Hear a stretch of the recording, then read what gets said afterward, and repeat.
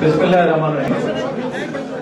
যুক্তরাজ্য বিএনপি কর্তৃক আয়োজিত আজকের এই শহীদ রাষ্ট্রপতি জিয়াউর রহমানের ৪৩তম শাহাদাত বার্ষিকী উপলক্ষে আয়োজিত এই মিলাদ মাহফিলে অংশগ্রহণকারী সকল অতিথিবৃন্দ, আসসালামু আলাইকুম।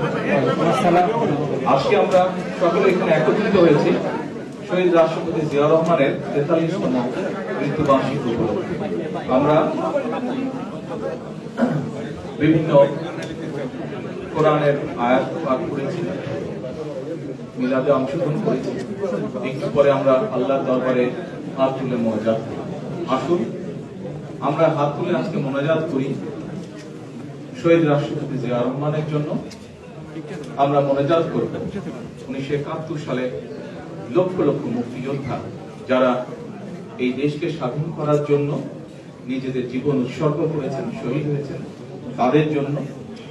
আমরা আসুন দোয়া করি বর্তমানের চলমান যে আন্দোলন, গণতন্ত্র পুনরুদ্ধারের যে আন্দোলন, সে আন্দোলনে বিগত 15 বছরে যে সকল মানুষ শহীদ হয়েছেন, গুম হয়েছেন, হত্যা নির্যাতনের শিকার হয়েছেন, আমাদের বহু নেতা কর্মী, তাদের জন্য আমরা দোয়া করব।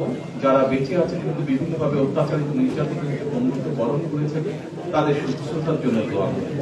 সর্বশেষে পরিশেষে আমরা দোয়া করব দেশের সকল মানুষের জন্য, দেশের জন্য, যেন মানুষের মনে এই দেশকে নিয়ে যে আশা, যে আকাঙ্ক্ষা, সেই আশা এবং আকাঙ্ক্ষা বাংলাদেশ জাতীয়তাবাদী দলের নেতৃত্বে প্রতিষ্ঠিত হতে পারে। সেই রহমত চেয়ে আমরা আল্লাহর কাছে দোয়া চাই। আল্লাহ হাফেজ। বাংলাদেশ জিন্দাবাদ।